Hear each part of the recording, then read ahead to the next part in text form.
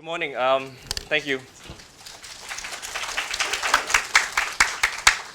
Thank you. Usually, I get the prize after my speech, so I feel like I can go home now since I already got the prize.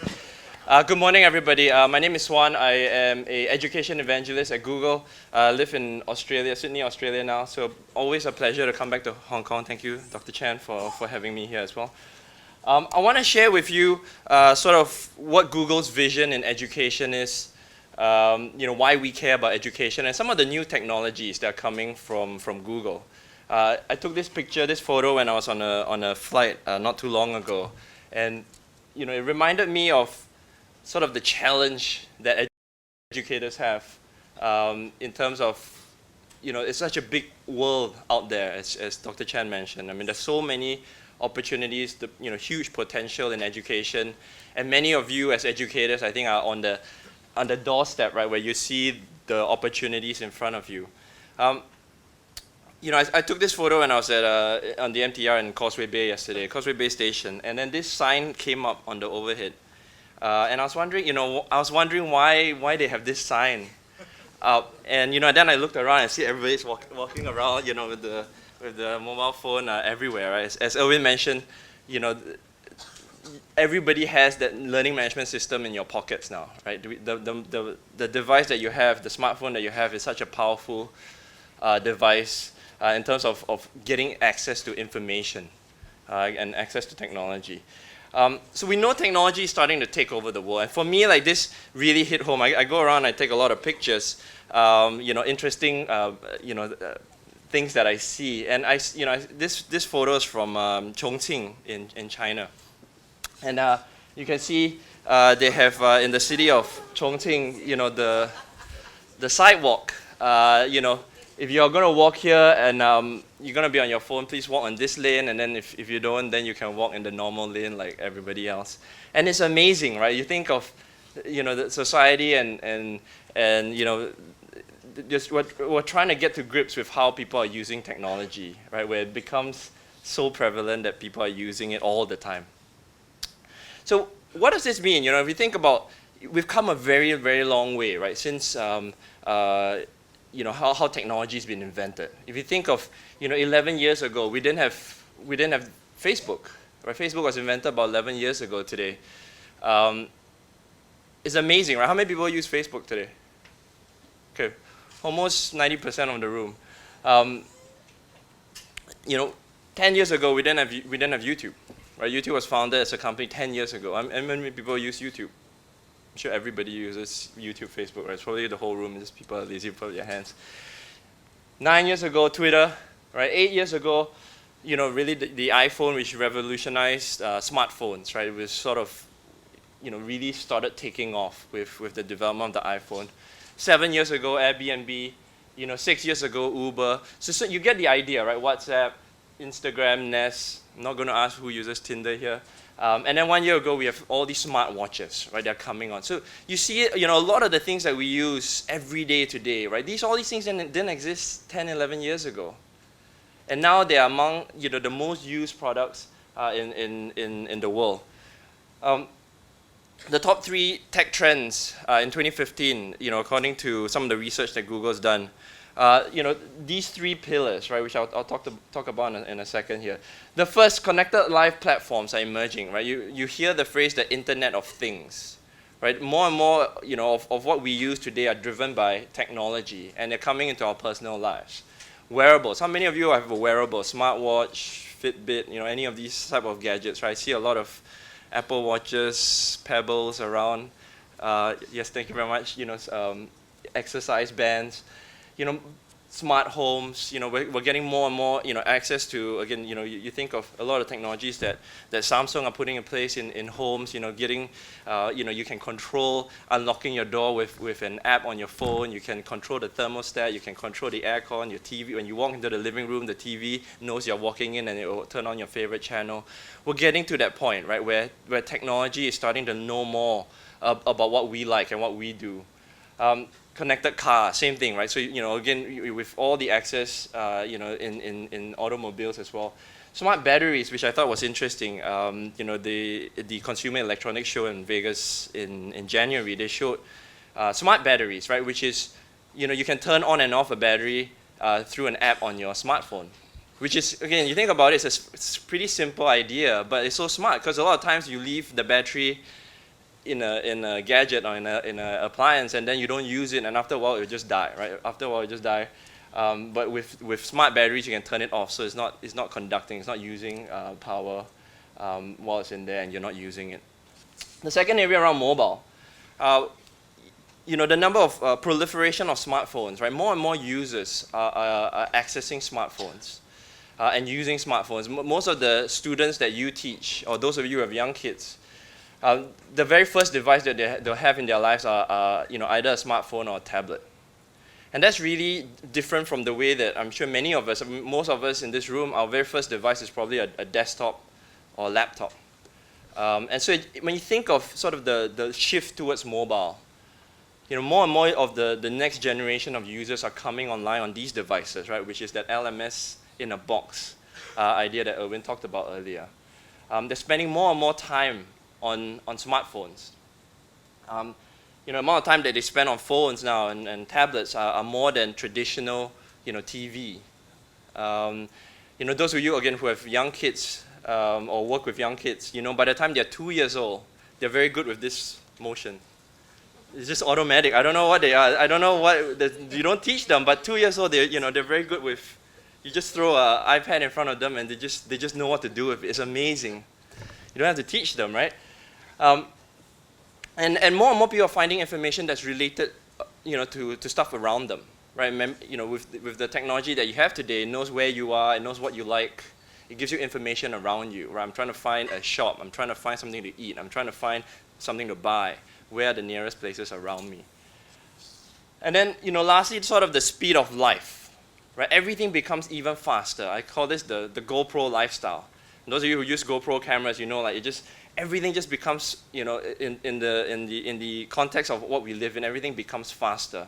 We have, things like Twitter, Vine, Snapchat, all these different services, they're becoming more and more concise. People don't want to, they don't want a lot of information. They want as little information, as concise and consolidated as quickly as possible. And then you got all these virtual assistants like Siri on iOS or Google Now on Android or Cortana on Microsoft Windows. Assistants that give you information even before you ask for it. And that, in essence, is sort of the perfect search engine, right? The perfect search engine is the one that gives you information even before you ask for it, based on your previous search history, based on where you are and what you need at that time. I want to show this video. I want to show this video that sort of captures sort of these micro moments that we live in, and how technology is starting to really, assist us in our everyday lives. So we're gonna have to do the. Yes.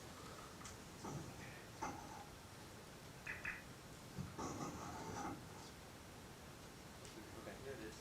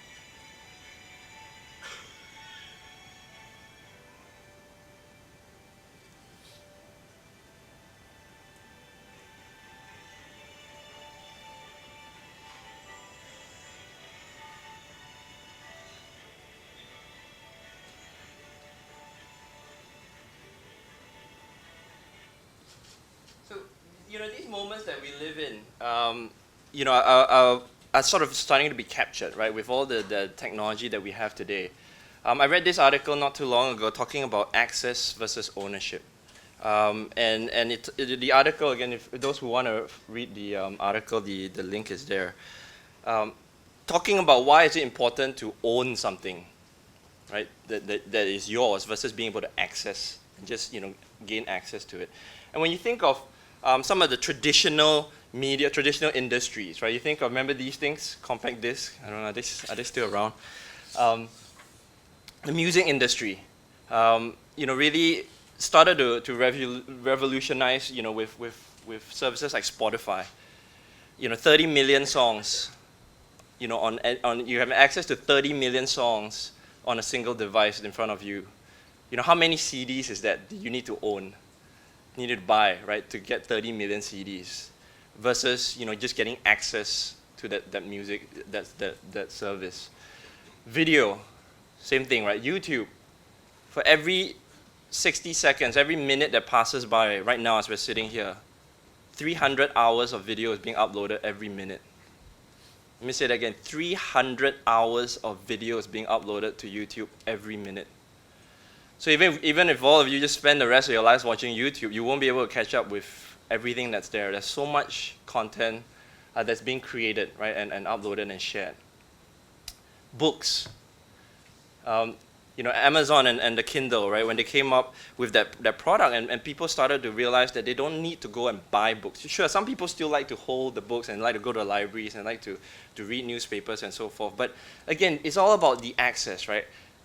Again, 9 million books. You can get I think for $9.99 a month to 9 million books. And anybody know of any library that has 9 million books? I mean, again, think of the concept of that access versus, how important is it to you to own that book, right? How many of you actually go back and reread the same book that you've read? Maybe some books you do, but the majority of books, you just read it once and you probably never use it again. TV, right? I mean, traditional media has been so popular. Netflix, right? Being able to get access to your favorite shows, not having to watch advertisements, watching exactly what you want to watch, right, without having to waste time cutting through, changing channels and so forth.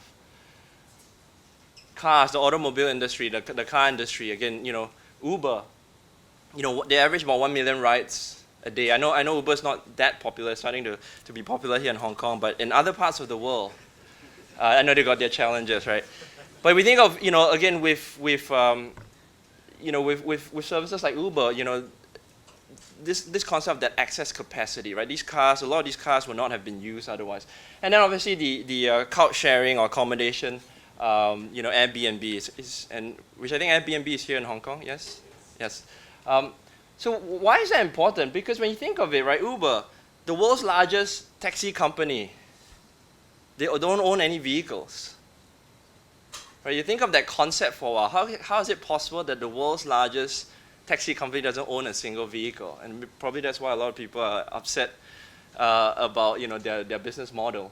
Airbnb, same thing. The world's largest accommodation provider, they average 500,000 listings per day. Bigger than any hotel in the world, and they don't own a single piece of real estate.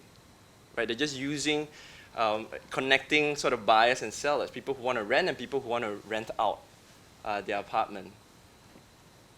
Facebook, right, the world's largest sort of media content provider, they own no content. Everything is created by you people, right? Uploading all your photos of your cats and what you're eating for lunch. Everything is user-created content. And then, Alibaba, which is more recently, again, the world's largest retailer, they own no inventory. Right, again, connecting buyers and sellers, people who want something and people who have something to provide. Right, this is the economy that we live in, right? It's no longer as important to own something as it is to be able to access something. They call this Generation Y will pay a premium, to access because it's convenient. I bet any of you that ask, the younger generation, the kids that you have or the kids that you work with, how important is it for them to buy a book or to buy a CD or to in the future to own a car or to buy a home. That model is starting to change, right? It's starting to change in different ways. And technology is disrupting that industry. Time magazine ran this article talking about this concept called the sharing economy, right, which is sort of the Uber, Airbnb, idea. And one of the quotes from the article, which I like, was sort of, ruthlessly optimizing everything around us at a touch of a button. Right? So again, you can go onto your smartphones and your tablets in front of you and can access any of that stuff I showed earlier. Right? In fact, you don't even need to go to a library. You don't need to go to a certain place to access a lot of the content, because all of that is at your fingertips. So what's all this? I've talked about the importance of IT. What's this got to do with education, and where does sort of Google see this? One of my good friends, Jenny McGarrett, who's a teacher in Chicago, she tweeted this last year, and I still love this quote. She said, "My student just said if I had to choose between the internet or my foot, I choose the internet because then I go online and buy a new foot." And this is, she teaches primary 5 kids. But the reality is a lot of kids are starting to think the internet is this super world that has everything, right? We know more and more kids, when it comes to the STEM subjects, particularly around math and science, they lose interest in a lot of these subject areas when they reach a certain grade level.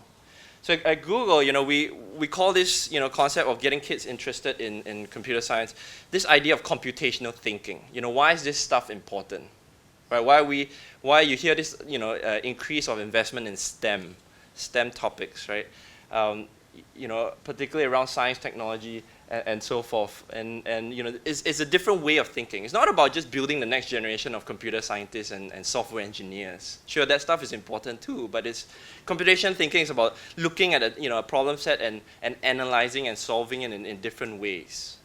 I mean, those of you who are technical or know someone that's technical, when they think of solving problems, their brain works in different ways. And it's true. At Google, we have plenty of engineers who look at problem sets very differently from how business people would look at solving different problems. I call this sort of CS plus X. CS in terms of computational science, computer science. And X could be anything, right? When you add computer science to any discipline, to any subject area, it gives you a whole new way of looking at things. And I'll give you a couple of examples here, right? You think of computer science plus physics, computer science plus biology, computer science plus retail, right? You have online shopping now. Think about this. A lot of stuff we can buy online now, right? 10, 15 years ago, people had to go to the shops. They didn't even have a choice, right? They had to go to the store and actually pick up something now. Nowadays, when we want to buy something, you can go and research, is this a good product? What else have other people said about it? Who else has bought it? People that bought this product, what else did they buy? So there's so many ways of when you think of and all this is made possible with computer science and computational science, right? Finance, online banking, right? Online trading. Right? Again, all this had to go through paper, stockbroker, like you had to fill out a purchase order form. So we're starting to see sort of the disruption, right, of traditional industries happen with computational science. I saw this app not too long ago. Any math teachers in here? Teaching math? Okay. This is going to blow you up. I don't know if you guys have seen this, but this is an app, right, where you essentially have a problem set and you put your phone, and you scan it, and it works out the answer. I know my primary school math teacher in Singapore, where I grew up, he used to always drill it into us. I don't care how you get to the answer, I want to see the steps. Right? Because if you just give me the answer, then you could have copied that from someone else. But if you show me the steps, so this even shows you the steps. You can even, there's 7 steps here, and you can actually click on it and work through this. It's amazing, right? When you think of the potential of technology. At Google, we're starting to invest a lot in artificial intelligence, right? Teaching robots, how to follow logic, how to follow sort of almost think like the human brain. So I'm going to show this video of this company we acquired 3 years ago called DeepMind. And what they're starting to do now is they're starting to train computers to think like humans. Obviously, they have to, they have to apply an algorithm and they have to follow rules. But they're trying to train computers how to think like the human mind. And the way that they started it with is with playing video games, right? If you can teach a computer how to play a video game, right? Because when you think of sort of game-based learning, it's just you try and you try and try and try, a few thousand times until you figure out how to solve the problem. And so Demis was the founder. He's going to introduce the video, and then he's going to show you how they play a couple of Atari games, some old school games, and how the computer, with no information given to it, will figure out how to play the game. So it's really interesting.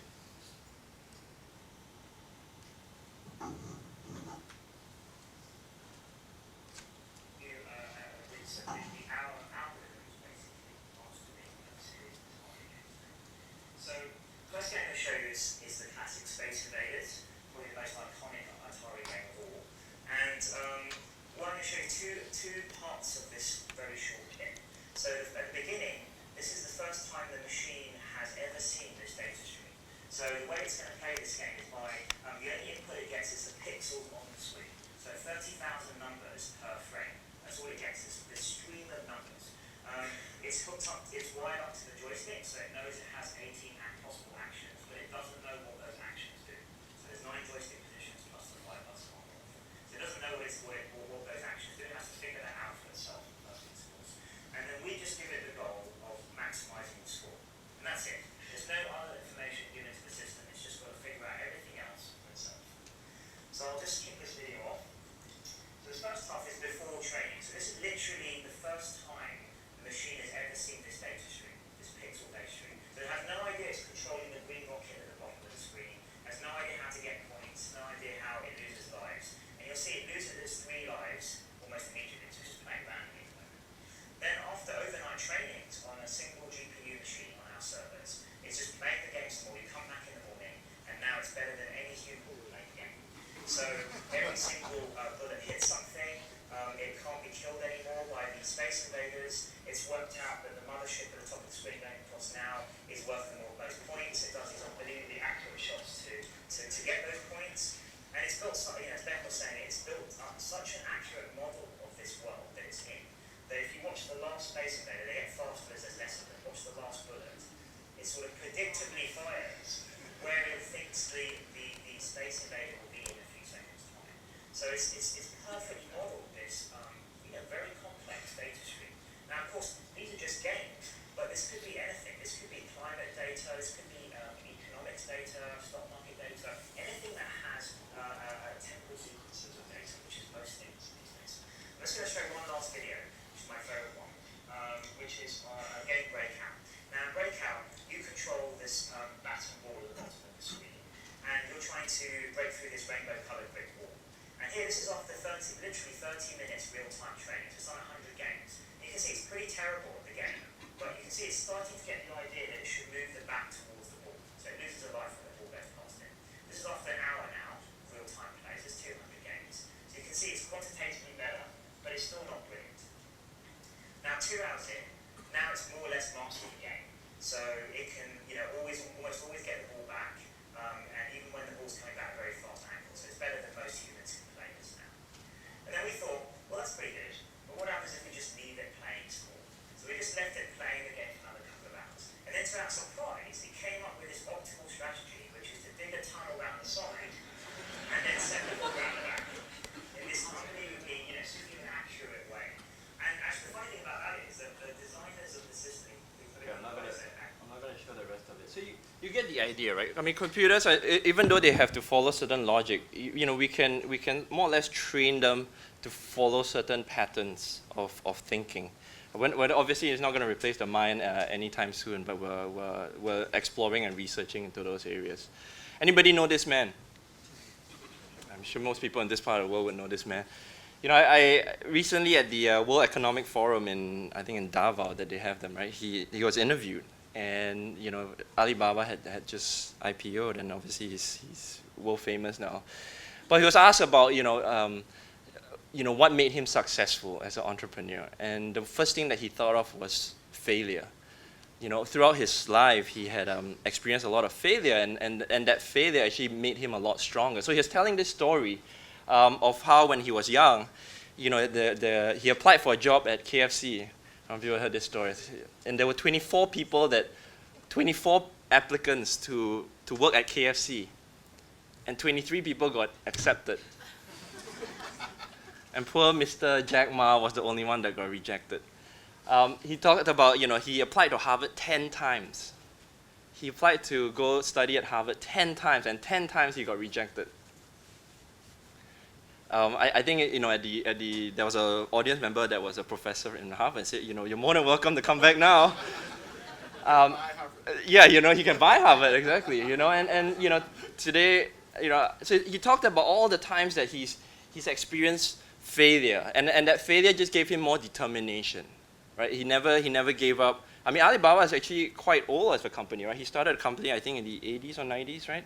And so it's not a new company, but he never gave up, right? In facing all these challenges that he had in growing the business and expanding the business. And obviously, he's finally made it, and he's made it really well. Professor Angela Duckworth from University of Pennsylvania, she talks about this exact thing that Jack was talking about called, and she ran this TED Talk video. People want to watch the videos. The link is down there. And she studied all these Ivy League graduates, and she, top performing spelling bee champions, top performing military school graduates, trying to understand, what's the key success factor. And she ultimately, found out that it wasn't about the best performance scores. It wasn't about coming from the richest families or well-to-do families, but it was this thing called grit, right? Sort of determination, never giving up, right? In the face of challenge and barriers and obstacles, sort of giving kids that persistence and teaching them that it's so important to never give up. We know that change is sort of the only constant that happens in the world today, right? We're moving in such a fast-paced world. And kids today have to get faster. They have access to more information than ever before. I always say, and I have 2 young kids, the next generation every generation has the potential to be smarter than the previous generation, right? If you think about it, with the access to technology, access to information, the next generation has the potential to be way smarter than all of us sitting in this room. One thing that hasn't changed that much sort of is this idea of creativity, curiosity, right? Thinking is not driven by answers, but by questions. So how do we teach kids to be curious by nature? There was a study that showed the average 4-year-old asks 400 questions a day. The average 4-year-old asks 400 questions a day. Those of you who have young kids, I'm sure you will agree, right? My daughter asks 800 questions a day. Why? Where? Everything, right? Because a lot of things they're experiencing for the first time in their lives, right? They're going through that motion. But as you start to look at, as kids get older, why do they ask fewer questions, right? Why do they stop asking questions? Sir Ken Robinson, has a famous TED Talk of asking, do schools kill creativity? Right? Do we sort of drum up the general sense of curiosity from kids as they get older? So I have a 7-year-old in primary, he's going in primary 2, and he comes home every day, and I ask him, Ryan, what did you do at school today? What do you think his answer was? Nothing. Who do you play with today? No one. Right? Typical, as kids get older, I'm sure those of you who have teenagers, I'm sure it gets even worse over time. But it's true. I mean, why do kids sort of, stop talking or asking, as they get older? I wanna show this video that focuses on why, asking questions are important. More important than even knowing the answers.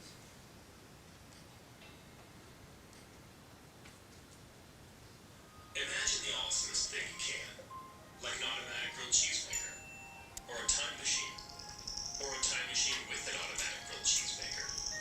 Now imagine who's going to invent it. Him? Glasses here? Whoever they are? Or maybe her?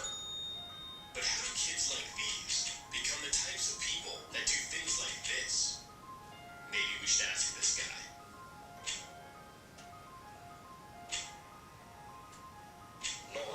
heavy. Sometimes it's a limit to have new ideas. That's the problem with the old schooling, because they were teaching answers. I believe questions are probably more important today than the answers. Erno's cube is a question waiting to be answered. And when the right person finds the right question, something amazing happens. They start seeing the world as it truly is. Not a place to be memorized, but a place to be figured out, flipped, turned, twisted, and ultimately made better, forever.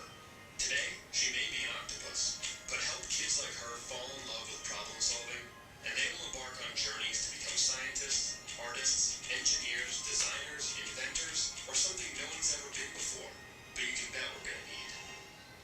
That's why moments like this, go, and this, and this, and especially this, are so important. Because there are companies to found, planets to walk on, time machines to invent, a future to be made amazing.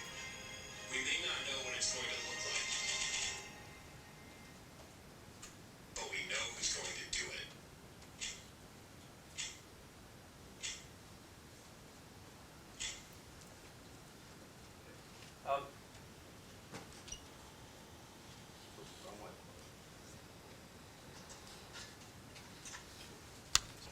So we know technology is changing, right? But sort of curiosity is a constant. Those of you who've played with the device on the left, the ViewMaster, more recently Google came up with this idea of a cardboard, and I have one Google Cardboard to give away today. Sort of taking sort of the virtual reality, bringing a lot of that space. Technology has a way of connecting and bringing back, the generations, and learning hasn't changed that much, right? When you think of the concept of learning and education, hasn't really changed that much. Device is not equal engagement. These are my two kids. And I took this photo not too long ago, probably a couple months ago, and they were watching a YouTube video. And I can't remember what video it was, but it was, for me, I took it because you look at the faces, look at their faces. They're just sort of consuming information, right? They're not really interacting with the technology. It's very one way still. It's like watching TV, right? Just watching TV. And it dawned on me that sort of you can have the latest gadgets, put into schools. You can have the fastest technology, best technology you have, but if the technology is not engaging the kids, right? If the pedagogy and the content that you're delivering is not engaging with the students, you're going to get a lot of this, right? A lot of people just staring blankly into the device, into the technology. Great teachers do make a difference, right? All of you here, are in education. You've given up your Saturday to come here. So I know you guys are all passionate about education.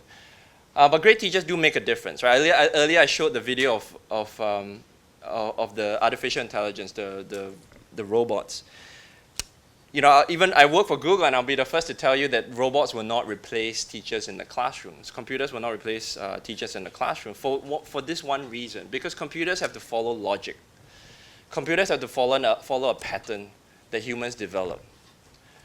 Human beings don't have to follow pattern, right? You can break out of the pattern. If you have a student or a child that's acting outside of the normal, whatever the normal behavior is, you know how to cater, how to work with that child, right? How to get him. He may be fussing, he may be throwing a tantrum. How do you work with that child to get him back, into focused on learning in the classroom? So that's that connection, right? The human connection is what you form between the teacher and the student, which again, computers will take a long time. I don't know if they'll ever do it, and that's why I think great teachers, do make a difference. The New Media Consortium are a education technology think tank, and they come up with these, annual studies of what are the big technology trends that are happening. And this is their, I want to show first, this is the 2014 version, and I'll show the 2015 version the next slide. So these are the key trends that they see in the K-12 space, right, of when it comes to technology. What's happening around the world. And I know many of you already use, very familiar with terms like BYOD, cloud computing. These are all things that have been in place for a while. A lot of you are starting to do, maybe start to look at games and game-based learning. And then you look further down, sort of the next phase, right? The understanding how they're using technology and how to feed that back into the system through sort of learning analytics and so forth. So this is the 2014 version. Now, if you look at the 2015 version, which obviously now they have one more year of research done, and how sort of some of it is similar, but some of it's starting to change a little bit. And you still have BYOD. A lot more schools are moving in that phase, right? Having students pick their device. It doesn't matter what device they come with, as long as sort of the system and infrastructure supports it. And then you have things like maker spaces and 3D printing, right? Not things that you normally associate of being in a traditional classroom, but getting kids using their hands, getting outside the traditional classroom. Digital badges, wearable technology. All these things are starting to understand. Again, when you think of consumer technology, right? The kids that you work with, when they go home, they have access to everything, right? And I always tell this story of, in the past, I remember when I was growing up, when we, school or the workplace used to be the place where you had the Pentiums and the Commodore, the latest technology, right? You would go to school or you go to work because they can afford the Pentiums and the nice computers. And you think of it today, sort of the reverse has happened.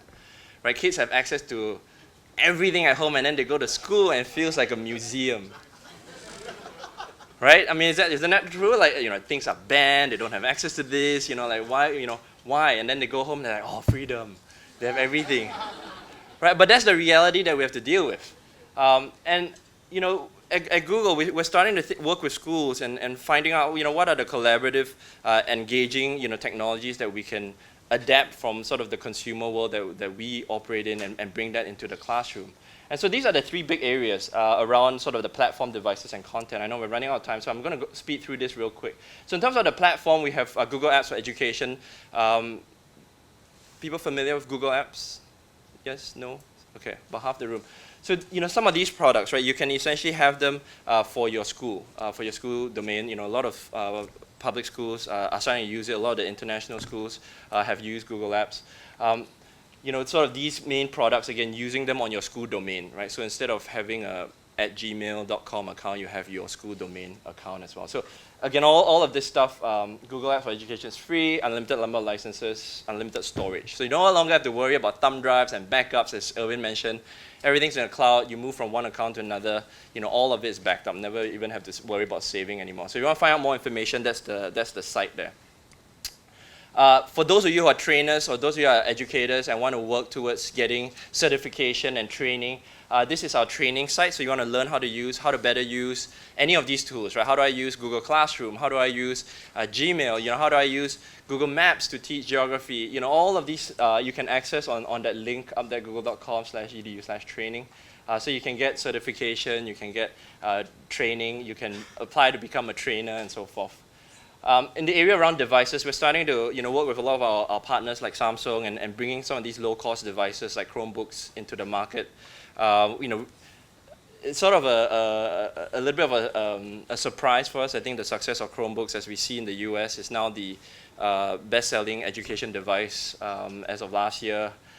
Mainly because as kids start getting into the upper primary, secondary level, having a physical keyboard makes a big difference. And again, with the low cost, anywhere from $200 to $400 devices, it makes sort of that one-to-one a lot more affordable as well. And then sort of the content, right? All of this stuff will not be possible, without the content, right? How do you provide rich content, and map to the local curriculum that's feasible for them? So again, I'm not going to go through all this stuff. You see all the nice stats. We're doing, and we can do a lot more. We definitely want to do a lot more here in Hong Kong, working with Erwin and ELC, and getting sort of more of these type of seminars going, where it's focused on pedagogy, focused on training as well. So we know technology wave is not slowing down; it only get better. At Google, we have a division called Google X. Google X, started off as a top secret lab, but it's no longer secret anymore. And focus on these three areas, right? What's the huge problem that we want to solve in the world? What's the radical solution? Radical in terms that no one's, it's not something that people already have, right? What's something new that we can develop? And then how do we bring that into the world? And so the combination of these three factors, has led to the development of what we call Google X. And these are some of the Google X projects, just to show really quickly. So, on the top left, we have Google Fiber, right? What could you do with the world's fastest internet? So, every home in a few cities in the US are now being wired up for 1 gigabyte connections up and down. And, sort of no longer have to worry about buffering and streaming and all that stuff. Everything just comes in automatically. So, what's the possibility you could do with that? On the bottom left there, self-driving cars. Again, more than 90% of traffic accidents are caused by human error, right? People on the phone, people falling asleep, or just slow reaction, right? Or think about all the disabled people that can't drive, right? Visually impaired, physically, impaired. Like how do they get access to using cars? So could we solve problems using technology? And so we've started playing around with. I don't think it's playing around anymore. Actually, it's been approved for use in California and a few states in the U.S. where, with the use of technology, we can create self-driving cars. The top right there, Project Loon, which is putting high-powered balloons into the Earth's stratosphere, so above where aeroplanes fly, and providing Wi-Fi connection to the area below it. So we tested this 2 years ago in Christchurch, New Zealand, where they just got affected by the earthquakes. And all the power was wiped out, and people had no way of communicating with others, right? Usually in any natural disaster, the first thing people would do is they'll go on Twitter, they'll go on any social to let their loved ones know they're okay and so forth. And so, think about places that have been affected by natural disaster, or even places that will not have access to 4G type technology, right? Could we use this type of technology to bring access to the internet to people? And then the bottom right is the Project Wing, which is our drone. So again, places that don't have access to cars, right? Can we use drones to deliver, items to them as well? So these are all experiments. None of this, we don't know. None of this have any goal of making any money in the next, 10 years, right? We just want to see, like, if we can test out using technology, how could we either make the world a better place, or how can we disrupt some of the, existing technology in that space? I've got 3 minutes. So Google X Life Sciences is another division that focuses on the health part. And I'm really excited about some of the stuff that they're doing. They started looking at how they can use technology to help aging-related diseases. So on the left there, you have sort of these anti-shake spoons to help Alzheimer's sufferers, right? So as their hands are shaking, the spoon doesn't shake, so they can still sort of feed themselves. And then on the right here is Project Iris, which is a contact lens that can detect blood glucose levels. So for diabetic people, like every few hours they have to prick themselves, right, to test their sugar levels. It's painful, it's invasive, it's not ideal, right? So why not, if we can use technology again to detect your blood glucose levels through the tears in your eyes, and people constantly create tears in their eyes as well. And then, through that you'll give a reading on the app on your smartphone. Right, so again, it's sort of less invasive, less painful, but again, these are all, experiments, right? Trying to see, like, how can we use some of the stuff that we have technology-wise to make people's lives better. Our founder, Larry, calls this the 10x, right? What are some of the world's problems that we can solve? If you think 10 times of getting better, right? How do we acquire 10 times the number of users we have? How do we make the world a better place and so forth? Healthy disregard for impossible. He goes on to say, if you're not doing some things that are crazy, then you're doing the wrong things. And Google as a company, we're innovative, but we're also very experimental. And those of you who've been using Google for a few years, or Google Apps for a few years, you've seen a lot of the improvements that have come. We're very different as a company compared to, say, Apple or Microsoft, main competitors in that space, because we tend to just throw stuff on the wall and then see what sticks. And then the one that sticks, we'll keep it. And that's true. Like, we get a lot of feedback from our users as well. So you guys are here. I'll leave you with a final slide. So hopefully you're all here and you're ready to take the red pill, or you've taken the red pill. But I'm really excited to be here. Looking forward to the rest of the day, but also sort of future sessions working with ELC and EDB as well, and how we can bring some of this thinking into changing or at least supplementing education here in Hong Kong. Earlier I brought up the topic of CS plus X, and I want to end off with this, right? So when you think of what is your X, right? What is the problem that you want to solve in education or with your class or with your student? And as you think about that, there are a lot of challenges that we face in education today, but there are a lot of potential solutions as well. And it's not going to be an easy road. I think that's why we're all here. We're connected. Hopefully we're sharing best practices and ideas. But if all else fails, there are solutions to even the hardest problems, as I like to call it. Yeah, who said we couldn't solve the Rubik's Cube? Of course we can solve the Rubik's Cube. Just paint over it. So with that, thank you very much.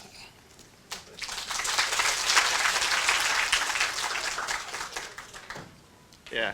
Okay. Good. Get one back so that. Oh, you want to take the picture for the color thing, color cube, Rubik cube. Of course. Well, why don't we? I have something to give away. I have the newest Google Glass. So why don't we take some take some time for some quick questions, and then maybe we'll give out some glass for the best questions, right? And give Google glasses. Google glasses. Sunglasses. Google sunglasses, right? Okay. All right. And we have a couple to give away also. Yeah. Okay.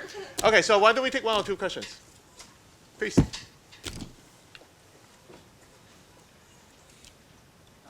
Inspiring speech, of course. Thank you. I have a question. I just watched the movie Terminator Genesis again. So about the sharing and ownership issue, understanding, of course, sharing and accessibility is the thing of today.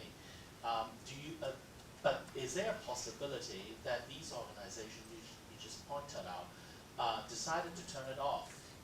Would that be a possibility, or should we do something about it to ensure the continuous accessibility? So turning off instead of like stopping the service altogether. Something like that. I can't answer for the other organizations, Just but your view. yeah, from Google's perspective, I think education is something that's really close to our hearts. I think our founders met at Stanford University. They still continue to work with academia quite closely, but for us, it's an investment. I don't think we ever worked with education with the goal of making money. I think a lot of the services that we provide are free.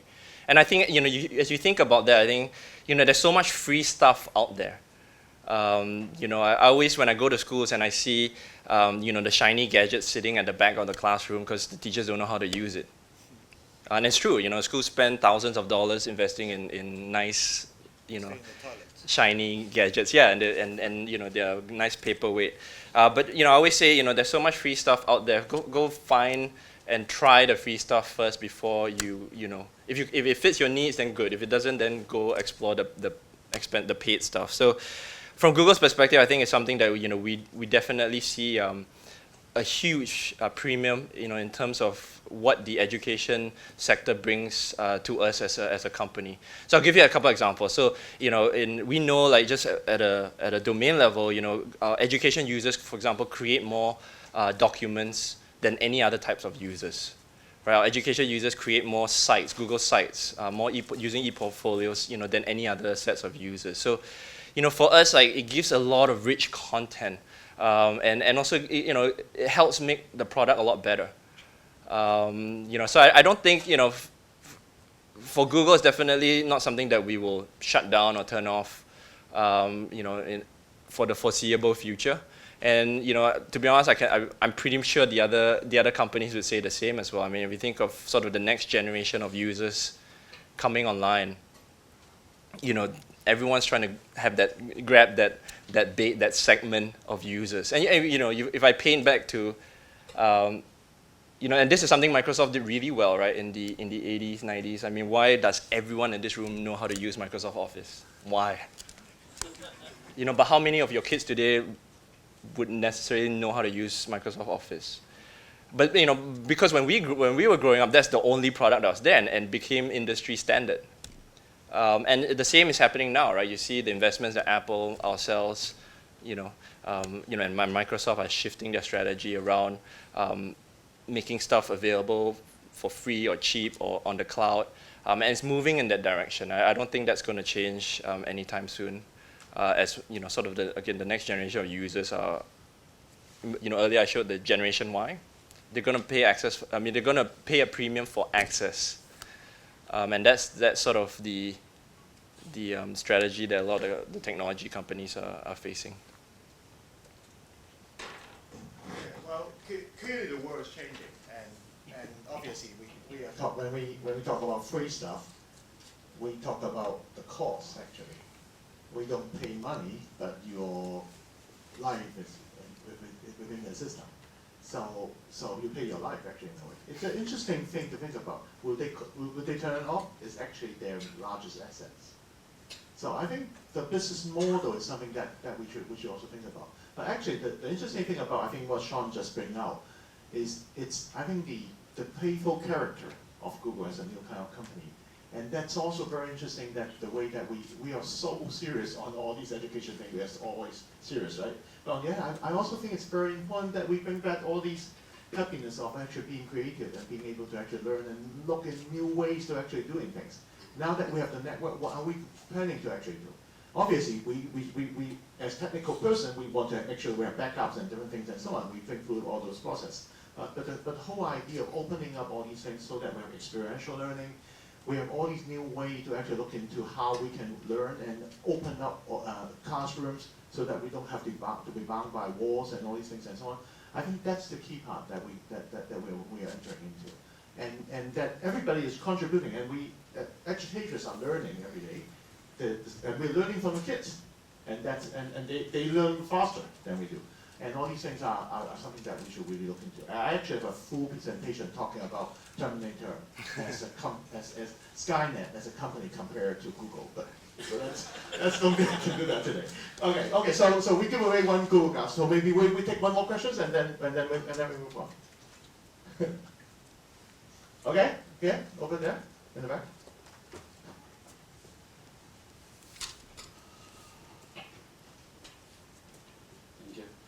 Mr. Lee from Yaodao Secondary School. I have a practical question about Google. I'm really interested in using the Chromebook, but as a matter of fact, I try to get a Chromebook from Hong Kong retailer. It's really difficult. I go to the computer shop, they told me you can't get a Chromebook. So as a teacher, I really want to try a device before I introduce to my classroom or even to school. Yep. So I don't know how you solve this problem if as a teacher want to try it. Yeah. I tried to get it from Amazon. Okay, it costs 1,300, but the cost of delivery from there to here is about 100.